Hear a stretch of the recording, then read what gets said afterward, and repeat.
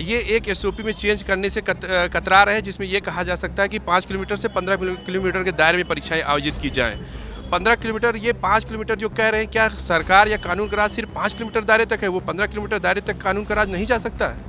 ये एक बेवकूफ़ बनाने की प्रक्रिया शुरू की जा रही है। सर दोनों का अलग अलग लेवल का एग्ज़ाम होता है। पुलिस में देखिए सर, लगभग 40 लाख लड़के जो फॉर्म डालते हैं, और यहाँ पे सर मुश्किल से मुझे लग रहा है 5 से 6 लाख लड़के फॉर्म डालते हैं। तो 5-6 लाख बच्चों पे एक दिन का एग्ज़ाम हो जाना चाहिए। नॉर्मलाइजेशन में ये समस्या आएगी, अब 2 पाली पेपर होगा, 2 दिन पेपर होगा, किसी का पेपर आसान आएगा, किसी का पेपर टफ आएगा। अब उसमें क्या रहेगा, किसी का नंबर बढ़ जाएगा, किसी का नंबर घट जाएगा। ये वनडे एग्जाम में चलता है। यहाँ 3 चरण का एग्जाम है, प्री है, मेंस, इंटरव्यू है। अब आप एसएससी वाला यहाँ लाएंगे तो कैसे काम चलेगा?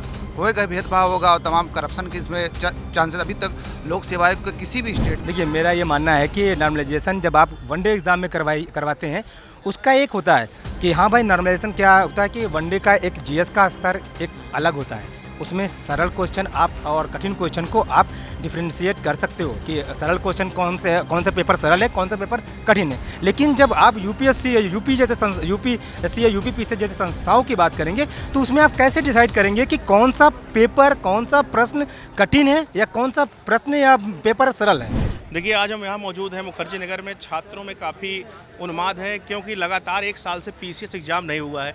पीसीएस एग्ज़ाम ना होने की वजह से उसके बाद छात्र में काफ़ी जो है निराशा जो है बनी हुई है। और देखा जाए तो अभी कल आया कि जो है कि पीसीएस एग्ज़ाम में अब नॉर्मलाइजेशन किया जाएगा। आइए हम समझते हैं क्या है नॉर्मलाइजेशन, कैसे है छात्रों का इससे अहित।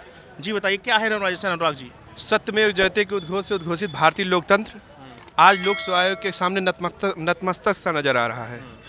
लोक सेवा आयोग छात्रों के जीवन को प्रयोगशाला बनाए हुए है। पिछले 1 साल से ना कोई परीक्षा हो रही है, ना तो कोई नई वैकेंसी आ रही है। ये लगातार छात्रों का मानसिक सामाजिक शोषण का जो है केंद्र बना हुआ है। और जहाँ तक नॉर्मलाइजेशन की बात है, ये 2 शिफ्ट में परीक्षा कराने की बात कर रहे हैं। पिछले 10-15 सालों से निरंतर परीक्षाएं 1 शिफ्ट में होती आ रही हैं। इतने ही छात्रों की परीक्षाएं होती आ रही हैं, ना कि इससे कम। ये एक एसओपी में चेंज करने से कतरा रहे हैं, जिसमें ये कहा जा सकता है कि 5 किलोमीटर से 15 किलोमीटर के दायरे में परीक्षाएं आयोजित की जाएं। 15 किलोमीटर, ये 5 किलोमीटर जो कह रहे हैं, क्या सरकार या कानून का राज सिर्फ 5 किलोमीटर दायरे तक है? वो 15 किलोमीटर दायरे तक कानून का राज नहीं जा सकता है? ये एक बेवकूफ़ बनाने की प्रक्रिया शुरू की जा रही है। कब से लगातार देखा जाए, कब से एग्ज़ाम यहाँ नहीं हो रहे हैं, आप लोग को जो निराशा की भावना जो है व्याप्त हो रही है? मई या जून 2023 से अभी तक आयोग ने कोई एग्ज़ाम जो है नहीं करा पाया। बीच में इन्होंने आरओ का कराया था, जो पेपर लीक के प्रकरण की वजह से स्थगित कर दिया गया है। वो भी एग्ज़ाम महीने दर महीने टलता जा रहा है। जो छात्र पश्चिमी विक्षोभ की अवधारणात्मक समझ को बनाने वाला और परीक्षा की पिछले 1 वर्ष परीक्षाओं का टोटल लगा, कोई परीक्षा आयोजित नहीं की गई। एक परीक्षा मई 2023 में आरोप हुई थी, जो पेपर लीक के प्रकरण की वजह से स्थगित कर दी। उसका भी पेपर निरंतर बढ़ता ही जा रहा है, डेट और तिथि हो गई। छात्र यहाँ पर कसमकस की स्थिति में है कि पेपर कब होगा। इसकी अवधारणात्मक समझ बनाने में उन्होंने अपना जीवन यहाँ पर व्यतीत कर रहे हैं, और परेशानी और एकदम निरंकुश प्रशासन का जो है शासन उनको जो झेलना पड़ रहा है। इन्होंने कहा निरंकुश प्रशासन का। अच्छा, कब से, मतलब 1 साल से, मतलब 2023 से अभी तक कोई एग्जाम नहीं हुआ पीसीएस का? 2023 से लोक सेवा आयोग ने कोई परीक्षा जो है सिविल सर्विसेज से संबंधित, उत्तर प्रदेश लोक सेवा आयोग से संबंधित कोई पेपर इन्होंने आयोजित नहीं किया छात्रों के लिए। जो भी पेपर करा रहे उसमें प्रकरण इनका जो है और मंशा इनकी जो है कहीं न कहीं गलत है। भ्रष्टाचार का ये पौधारोपण। आप लोग क्या नॉर्मलाइजेशन को एक्सेप्ट करेंगे कि नहीं करेंगे? नॉर्मलाइजेशन एक्सेप्ट करने का सवाल ही नहीं उत्पन्न होता है। ये नॉर्मलाइजेशन भ्रष्टाचार की पुष्पित और पल्वित और पौधारोपण का कार्यक्रम करेगा। ये अनैतिक तरीके से कठिन परिश्रम करने वाले और आलसी छात्रों के बीच एक ऐसा प्रतियोगिता है, जिसमें कठिन परिश्रम वाले छात्रों के मेहनत को ये काटा जाएगा। अच्छा। उनके हक को मारा जाएगा। ये नॉर्मलाइजेशन माध्यम से हक को मारा जाएगा। नॉर्मलाइजेशन कहीं से कोई उचित नहीं। 1 शिफ्ट 1 एग्जाम 1 डे होना चाहिए, जो अभी तक होता आ रहा है। इससे जो है छात्रों में समानता समता बनी रहेगी।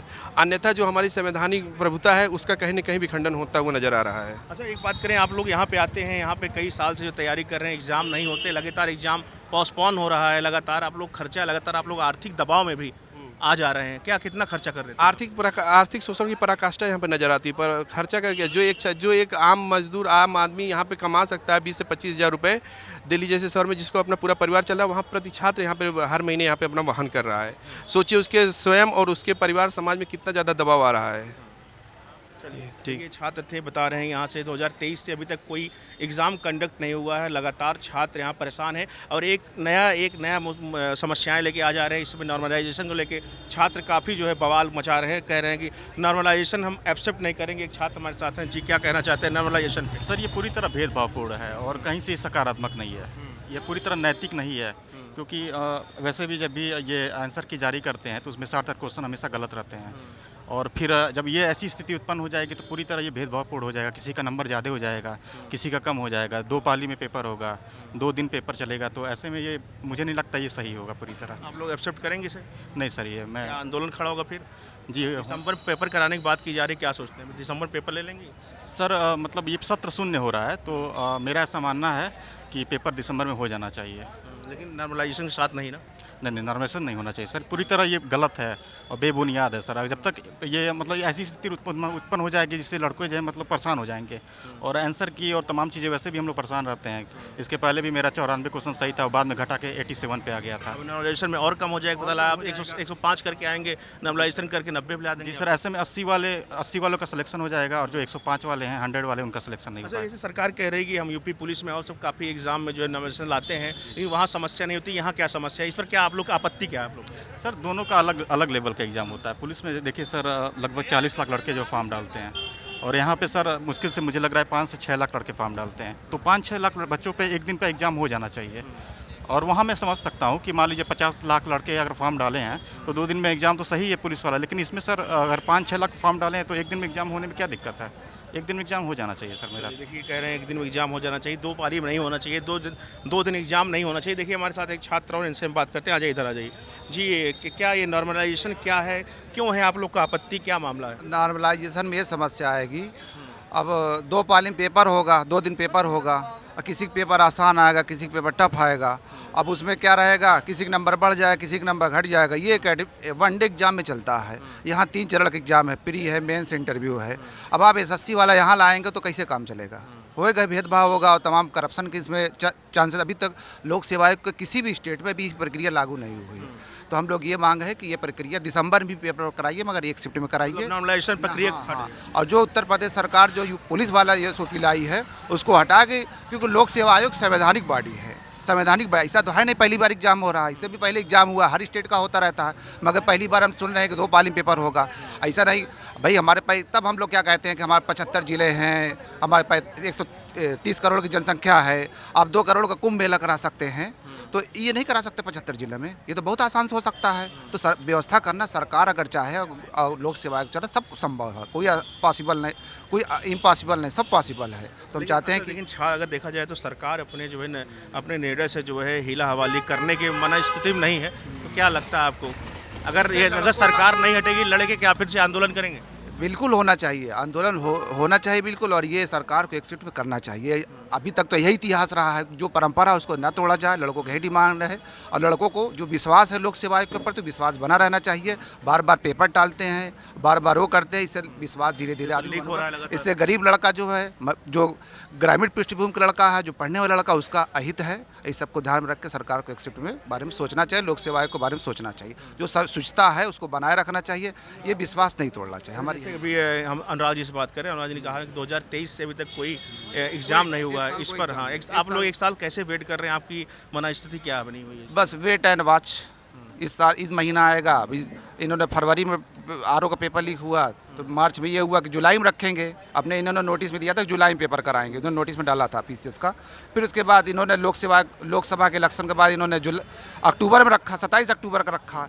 फिर पुलिस वाली जो एसओपी आई, फिर पता ला किए, इससे लड़का भी बिल्कुल टूट चुका है। लड़के का मनोबल, विश्वास, घर का, अब एक लड़के के पीछे पूरा परिवार बैकग्राउंड होता है, कितनी लोगों को उम्मीदें होती है, कितने लोगों को होते हैं कि सिलेक्शन के पीछे, और आप इस तरीके से लोगों का मनोबल तोड़ रहे हैं, विश्वास तोड़ रहे हैं, तो ये गलत चीज़ें हैं। इसको हम अभी भी अपील कर रहे हैं, 1 शिफ्ट पेपर हो और सबको विश्वास पे लेके, जैसे पहले होता था वैसे होना चाहिए। हमारे पास उत्तर प्रदेश सरकार के पास, उत्तर प्रदेश लोक सेवा कितना इंफ्रास्ट्रक्चर है, इतना इंफ्रा है, सारी व्यवस्था के साथ एग्जाम कराया जा सकता है। एक हुआ भी है और होना चाहिए। चलिए, देखिए छात्र थे, यहाँ से बात हो रही, कह रहे हैं नॉर्मलाइजेशन को लाकर छात्र हमारे साथ जो है सरकार अहित कर रही। अभी बात करेंगे नॉर्मलाइजेशन पे जी, अभी बताइए। जी। क्या यूपी पीसीएस में नॉर्मलाइजेशन लाया गया, क्या जानते हैं? लोकल में हूँ मैं, लोकल। हाँ, तो अगर मतलब कि कोचिंग भी हमारा देखिए यहाँ सरकार यूपी गवर्नमेंट ने जो है यूपी पीसीएस में जो है नॉर्मलाइजेशन पे जो है ला के छात्रों के साथ एक अहित कर रही है। छात्र लगातार कह रहे हैं अगर नॉर्मलाइजेशन हटाया नहीं गया तो हम फिर आंदोलनरत होंगे और हम जो है लोक सेवा आयोग का घेराव करेंगे और एग्जाम को एक्सेप्ट नहीं करेंगे। चलिए इसी सिलसिले में और छात्रों से हम जुड़ते हैं और बताते हैं क्या है नॉर्मलाइजेशन, क्यों है छात्रों का इस पर भारी विरोध। देखिए ये जो है, क्या नाम है आपका? अरुण कुमार कब श्रीवास्तव, से यहाँ रह रहे हैं? करीब 9 साल हो गए हैं। 9 साल से आप रह रहे हैं, देख रहे हैं यूपी पीसीएस में नॉर्मलाइजेशन को लेके क्या छात्रों में भारी विरोध देखा जा रहा है। क्या है नॉर्मलाइजेशन, क्यों है विरोध, क्या सोचते हैं आप इस पर? देखिए नॉर्मलाइजेशन जो मुद्दा है वो पहले मेंस के स्तर पे होता था, स्केलिंग जिसे कहते हैं। इसमें क्या होता था, कभी पेपर टफ आ जाते थे तो बच्चों को तो कुछ कंपनसेट करने के लिए जो मतलब कठिन पेपर होते थे उनका थोड़ा मेरिट नीचे कर दिया जाता है और जो हल्के पेपर होते हैं उसकी मेरिट थोड़ा ऊपर कर दी जाती है।